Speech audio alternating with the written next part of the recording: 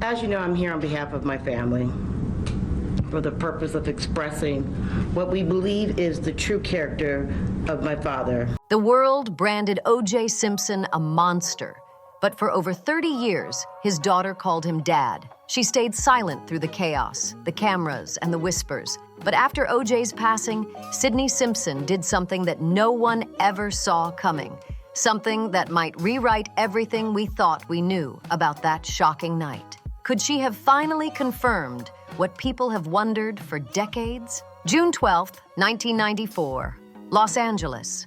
A warm Sunday evening that felt so ordinary, yet before sunrise, the whole world would know the name Simpson for all the wrong reasons. At 875 South Bundy Drive, 2 lives were lost that night, and 2 young souls were changed forever. That evening, Nicole Brown Simpson had gone out to dinner with her family and friends at Mezzaluna, a cozy Italian spot. She laughed, smiled, and even told her mother that O.J. would always be her soulmate. But behind that gentle smile was a woman quietly living in fear. Nicole had carried years of pain that the world couldn't see.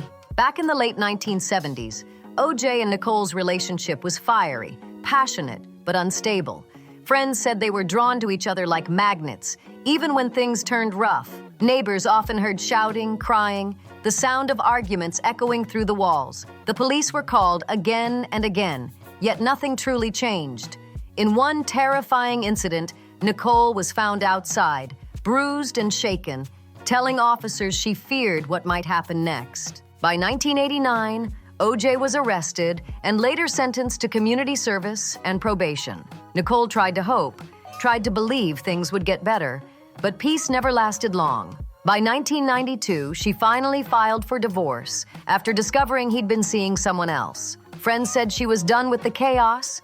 She just wanted calm, to raise her 2 children, Sydney and Justin, in peace. For a short time, it looked like she had found it. The fights stopped, the tension faded, and her life seemed steady again. But by 1993, everything started to unravel. Nicole confided in friends that she was afraid again. One of her close friends, Kris Jenner, revealed that Nicole once told her, "He's going to hurt me, and he's going to get away with it." Another friend said O.J. warned Nicole that if she ever moved on, he'd lose control. Still, Nicole tried to build something normal. She spent her days taking Sydney to dance class, Justin to school, living like any other mom. On the outside, she seemed happy. Inside, though, she carried exhaustion, fear, and sadness.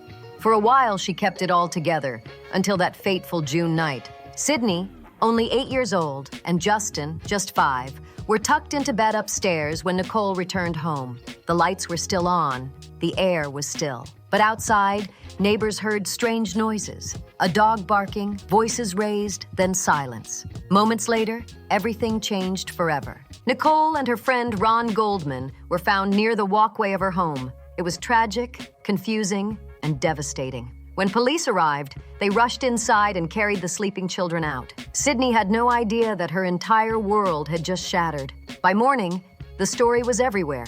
News trucks lined the streets, reporters shouted questions, and suddenly, what should have been private pain became a nationwide obsession. The question everyone asked, who did it, quickly turned into a media circus, and all eyes fell on O.J. Simpson. But for little Sydney, none of it made sense. She was just a child who had lost her mom overnight, and now her dad was at the center of a storm that never seemed to end. Her once normal life, filled with bedtime stories and family laughter, became a public spectacle overnight. Cameras followed her family's every move. Her name appeared in headlines, her face on TV, her story dissected by strangers. She didn't even understand what a trial meant. All she knew was that her home was gone and nothing would ever be normal again. That night didn't just take Nicole Brown Simpson, it stole Sydney's childhood. And as the investigation began, the world seemed more interested in gossip than truth. Detectives searched for clues, lawyers prepared their cases, and that little girl, who had been asleep upstairs, was suddenly living inside one of the most watched stories in history. The morning after the tragedy, Sydney and Justin's names were splashed across every newspaper. Their mother was gone, their father was accused, and the world was ready to turn their heartbreak into entertainment. O.J. Simpson's arrest marked the start of something unprecedented.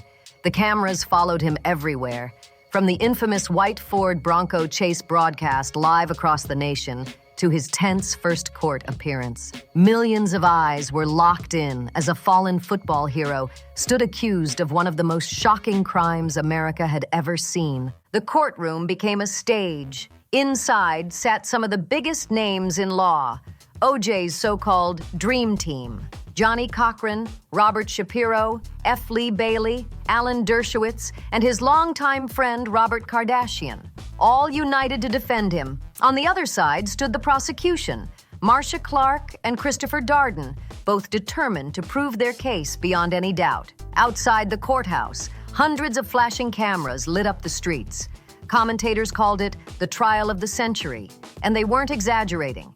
Every move, every expression, every word was televised and analyzed. And through it all, a little girl named Sydney was forced to grow up under the harshest spotlight imaginable. For her, this wasn't a trial. It was her entire life unraveling in front of millions. The laughter, the quiet nights, the family warmth, all replaced by reporters, microphones, and questions too heavy for a child to understand. What happened that night at Bundy Drive would follow Sydney Simpson forever. And decades later, what she finally revealed would shock everyone all over again. Judge Lance Ito sat at the center of a storm, calm, collected, but clearly aware that every word, every gesture, every ruling was being watched by millions. The trial of O.J. Simpson officially began in January 1995, and it dragged on for a staggering 10 months, the longest trial in California's history at that time. 12 jurors were chosen, 10 of them black, and they were completely cut off from the outside world for 266 days. No phones, no family visits, no news, just the trial. Day after day, week after week. It was like living in a fishbowl, and America couldn't look away. For most people, it was entertainment, a courtroom drama on TV. But for 8-year-old Sydney Simpson, it was her entire childhood being torn apart in public. Suddenly, she couldn't go to school like other kids. She couldn't ride her bike or play outside without whispers and cameras following her every move. Reporters even camped outside her grandmother's house, desperate to capture a glimpse of her face. When her father's image flashed across the screen, people everywhere took sides, half shouting that he was innocent, the other half swearing he was guilty. But to little Sydney, it wasn't about guilt or innocence. It was about her dad, her mom, and a world that suddenly felt cruel and confusing. Inside the courtroom, the story was just as chaotic. The prosecution believed their evidence was airtight. They brought forward DNA samples, blood from both Nicole and Ron Goldman found inside OJ's car. They said Nicole's blood was even discovered on his socks. And then there were the infamous black gloves, the items that would define the entire case. One glove was found at the crime scene, the other at OJ's home. Investigators said the gloves had traces of blood, fibers, and evidence tying them to both the victims and to Simpson himself. The prosecutors were confident. To them, these gloves were the smoking gun connecting OJ directly to what had happened that night. But the defense wasn't backing down. They hit back hard, claiming police had botched the investigation, mishandling evidence, losing items, even mislabeling crucial samples. They also accused one of the officers, Mark Furman, of having personal bias against Simpson, suggesting he might have even planted evidence. That single accusation planted a deep seed of doubt in the jury's mind. And then came the glove moment, the scene that would change courtroom history forever. Prosecutors asked O.J. Simpson to put on the glove found at the scene. He struggled, tugged, and twisted, but it wouldn't fit. It looked tight, stiff, almost too small. Then Johnny Cochran seized the moment with the line that would echo around the world. "If the glove doesn't fit, you must acquit." The courtroom gasped. The audience watching from home froze. And just like that, one powerful sentence became a turning point in the entire trial. The prosecution tried to explain it away. They argued the glove had shrunk after being soaked in fluids and frozen during testing. They said Simpson's arthritis and hand swelling made it appear smaller. But the defense came right back, waving jail records that showed OJ had been taking anti-inflammatory medication while in custody, which could have reduced the swelling before the test. Then came more confusion. An executive from the glove company testified that a newer, extra-large version of that glove would have fit OJ perfectly. The back and forth became endless. Experts debated fibers, stains, and lab protocols for weeks, but none of that mattered as much as what the jury saw with their own eyes. OJ, standing there, struggling to pull on that glove. That visual changed everything. Jurors later admitted that moment planted reasonable doubt deep in their minds. To them, if the glove didn't fit, maybe the story didn't either. And just like that, what the prosecution saw as undeniable proof turned into the defense's most powerful weapon. For Sydney, though, that glove wasn't about evidence. It was about pain. Watching the world laugh, cheer, and argue about the man she called Dad must have been unbearable. Family members later said she often sat quietly, confused by what was happening. Her mom was gone.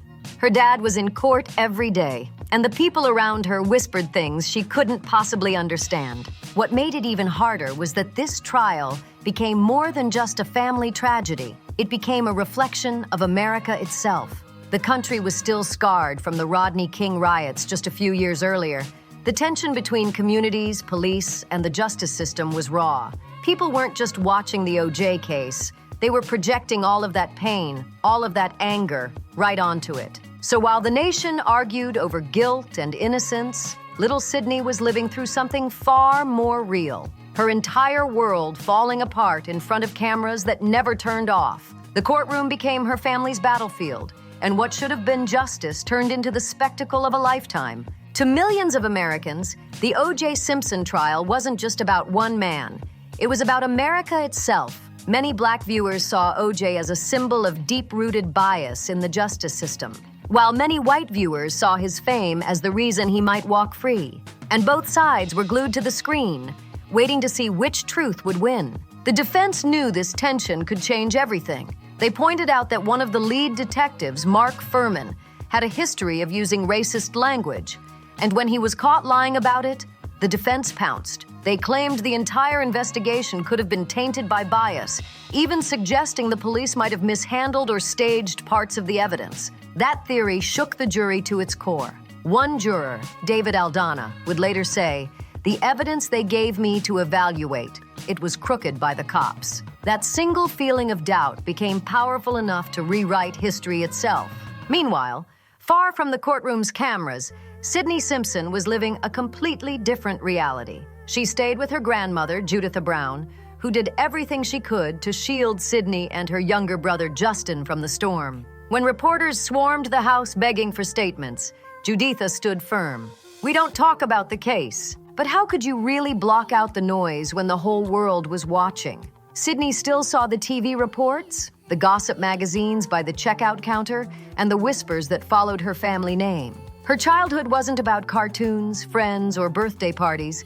It was about lawyers, judges, and late-night headlines. Every day brought new theories, new evidence, and endless debates. People argued about the case at work, over dinner, even in classrooms. It wasn't just a trial anymore, it was pop culture. But for Sydney and Justin, it was a nightmare that replayed again and again. Then came October 1995. After 11 long, grueling months, the jury delivered their decision. Not guilty. Those two words echoed across the country. Over 100 million people watched it live. Some screamed in joy, others cried in disbelief. It split the nation right down the middle. Inside her grandmother's home, little Sydney couldn't truly grasp what had just happened. She didn't know what not guilty meant in legal terms.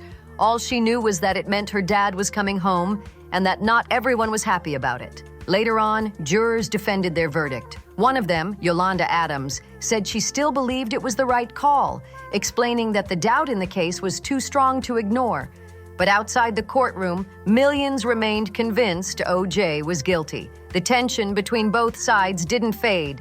It grew stronger and followed the Simpson family for decades. After 474 days behind bars, O.J. walked out a free man. But freedom didn't mean peace for his children. The media chaos only got worse. Publishers, producers, and filmmakers rushed to cash in on the story.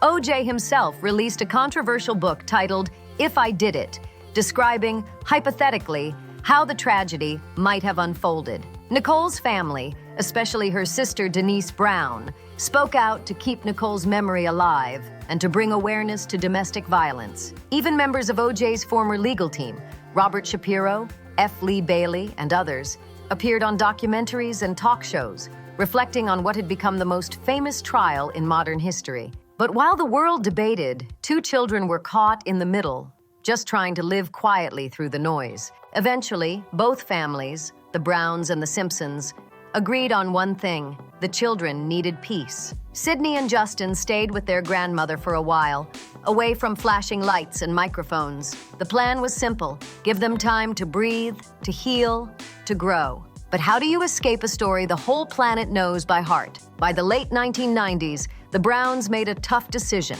They'd move the kids out of California completely. They chose Florida, hoping the distance would finally bring calm. Far from Los Angeles and the memories that haunted every street, Sydney and Justin could finally go to school, take walks, and live like normal kids again. For a while, it worked. In Florida, Sydney's life went quiet. She stayed off the radar. The family made sure reporters couldn't track them down. Few photos from those years exist, and that was on purpose. Privacy became her protection. Sydney learned early that silence was her strongest defense. She started therapy to unpack all the fear, loss, and confusion she'd carried since childhood. Teachers noticed her quiet nature. She was polite, focused, and respectful, but distant. She didn't laugh often, and she avoided group activities. Even as a child, she carried herself like someone much older, shaped by things most adults could barely handle. While other kids talked about cartoons, Sydney's world was full of memories she couldn't forget. TV clips, trial headlines, and her parents' faces frozen in time. She never corrected anyone when they spoke about the case. She never argued or tried to defend herself. She just stayed silent because she knew the world had already made up its mind about her parents and about her. That silence became her armor. She didn't chase attention. She didn't want pity. She just wanted to feel normal again. But as the years went by, she realized that no matter how quiet she stayed, the name Simpson followed her everywhere. By her teenage years, Sydney was ready to start fresh. So when her family decided to move again, this time for high school, she saw it as a golden chance to finally live life on her own terms. In the early 2000s, Sydney enrolled at Gulliver Preparatory School, a respected private school in Florida. To everyone else, she looked like any other teenager, just another student trying to blend in. Few had any idea who she really was, and that's exactly how she liked it. Teachers described her as bright, disciplined, and incredibly focused. She never missed a class, turned in every assignment, and kept to herself. She didn't raise her hand much, didn't talk about her family, and avoided anything that brought attention. No clubs, no sports, no school plays. She had already seen what fame could do, and she wanted none of it. But staying invisible had a price. Even though classmates liked her, very few truly knew her. She was friendly but distant, warm but guarded. Some said she looked familiar. A few guessed the truth. But if anyone brought it up, she quickly changed the subject. She was determined to leave the past buried. By graduation, Sydney had built a small world of peace around herself, a fragile bubble of normalcy after years of chaos.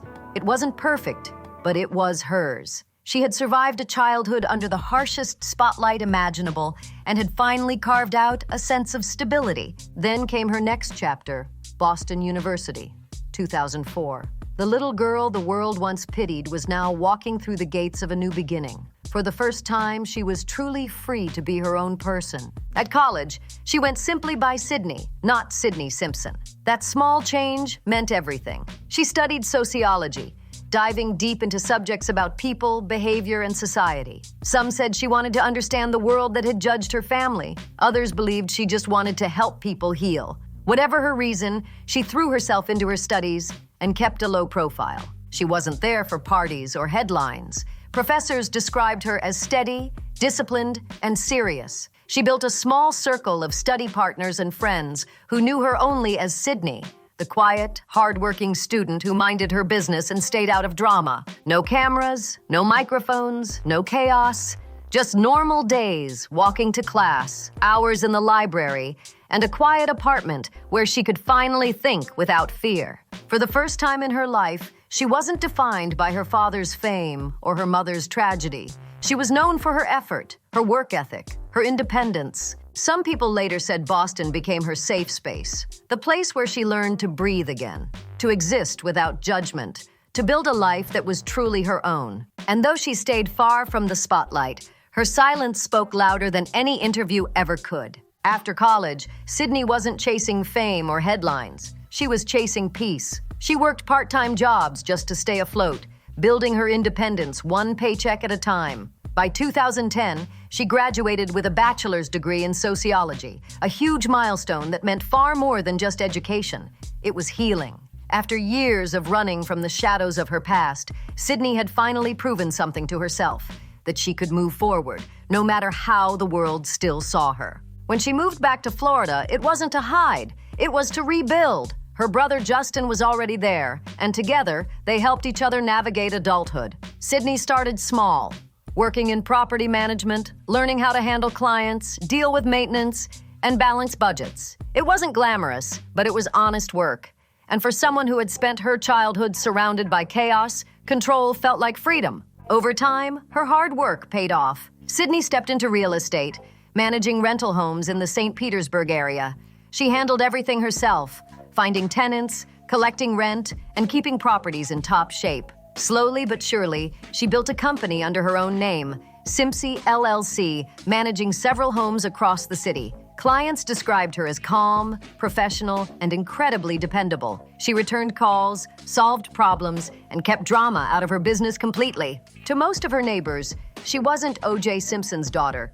She was just Sydney, a quiet, hard-working woman running her own company. Her brother Justin also built a career in real estate, focusing more on renovations and sales. Together, they formed a tight-knit partnership, two siblings determined to create success without the fame that once haunted their last name.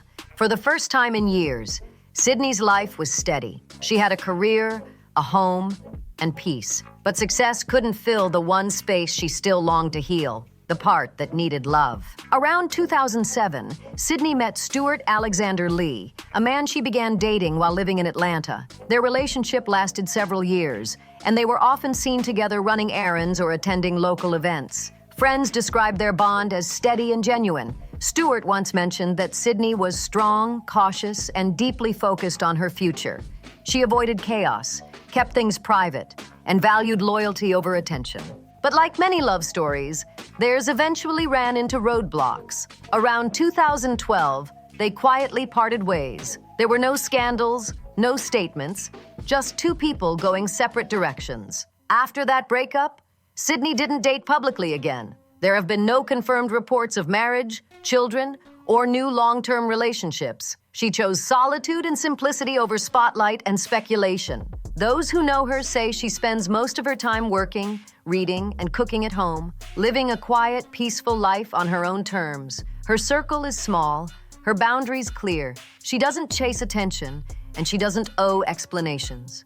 She's learned that sometimes silence speaks louder than any headline ever could. But then came a moment that even Sydney couldn't ignore, the passing of her father. On April 10th, 2024, O.J. Simpson passed away in Las Vegas at the age of 76 after battling cancer. His family released a brief statement online, confirming his passing and asking for privacy. He had been receiving treatment for prostate cancer and keeping a low profile in his final months. Reports said all of his children visited him near the end, including Sydney, though no one has ever shared what was said in those final moments. A week later, on April 17th, O.J. was cremated in a private ceremony.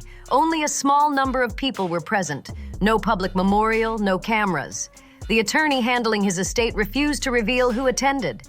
The public reaction was explosive. Some expressed sorrow, others relief. The Goldman family, relatives of Ron Goldman, the young waiter whose life ended alongside Nicole Brown, released a statement calling the news a mix of complicated emotions. They said it reminded them that grief is not simple, and that their decades-long fight for justice had finally reached its end.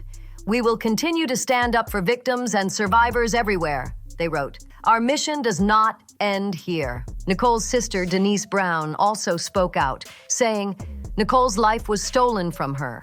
And while her abuser is finally gone, it doesn't erase the pain or the decades of loss." Her words struck hard, reminding the world that behind every headline was a family still living with heartbreak. Through all of this, one person stayed completely silent: Sydney Simpson. She didn't release a statement, didn't attend a public service, and gave no interviews. Nothing. Her absence spoke volumes. For years, she had quietly separated her life from her father's legacy. No business connections, no public appearances, no ties to his estate. Rumors swirled about inheritance disputes, but insiders made one thing clear. Sydney wanted nothing to do with that world anymore. Her silence wasn't weakness, it was strength. She chose peace over spectacle. She had seen too many people profit from her family's pain, too many documentaries twisting their story. So instead of speaking, she did what she's always done. She let her actions speak for her. When networks replayed the old trial footage after OJ's passing, when journalists resurrected old arguments, Sydney's name appeared again in headlines, but not by her choice. And still, she didn't respond. No comment, no interview, nothing. Her quiet defiance became her final statement. She made it clear she will not be part of the circus. So what does her silence really mean? Did Sydney Simpson just confirm the truth the world has speculated about for decades without saying a single word? Or is she simply a woman trying to protect the peace she's worked so hard to build? Maybe her silence isn't a confession. Maybe it's survival. What do you think? Did her silence speak louder than words? Or was it her final act of breaking free from a past that never stopped chasing her? Drop your thoughts below in the comments. I want to hear what you think. Don't forget to like, subscribe, and share if this story gripped you the way it did us. Thanks for watching, and I'll see you in the next one.